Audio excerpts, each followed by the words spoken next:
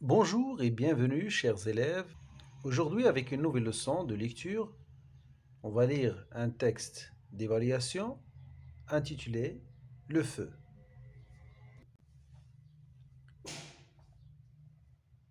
Le feu. Le plus grave danger qui peut menacer une forêt est sans doute le feu. Quand un incendie se déclare dans une forêt, il s'attaque d'abord et petit à petit aux feuilles mortes qui jonchent le sol. Puis, les flammes grossissent et deviennent immenses. Elles dévorent les arbres sans pitié. Le feu brûle tout sur son passage et laisse échapper de gros nuages de fumée noire qui s'envolent vers le ciel. Le feu est souvent dû à une bêtise de certaines personnes. Elle oublie, par exemple, d'éteindre les dernières brises d'un feu de camp après une journée de pique-nique dans la forêt. Heureusement, il y a aussi des gens de bonne volonté qui appellent les pompiers et qui se mobilisent pour éteindre le feu ou au moins freiner sa progression. Si les pompiers n'arrivent pas à temps, le feu peut laisser derrière lui un passage désolant de cendres grises et de troncs noirs. Je réponds aux questions. La première question entoure ce qui est vrai.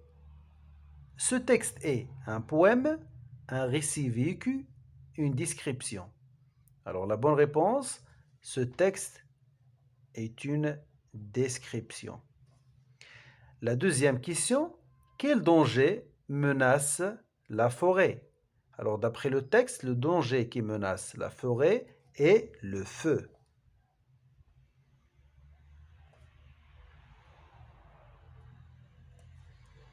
La troisième question, comment le feu s'attaque-t-il à la forêt? La réponse est dans le texte. Il s'attaque d'abord et petit à petit aux feuilles mortes qui jonchent le sol. Puis les flammes grossissent et deviennent immenses. Elles dévorent les arbres sans pitié. Le feu brûle tout sur son passage et laisse échapper de gros nuages de fumée noire qui s'envolent vers le ciel. Alors ça, c'est la bonne réponse.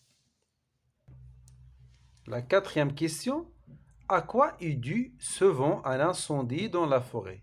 Alors la réponse est le feu est souvent dû à une bêtise de certaines personnes. Relève dans le texte l'antonyme de allumer.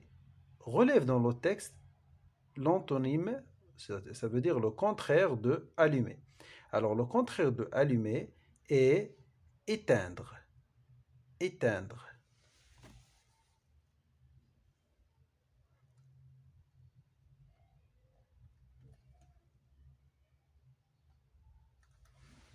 Je dis bien, je lis bien les syllabes.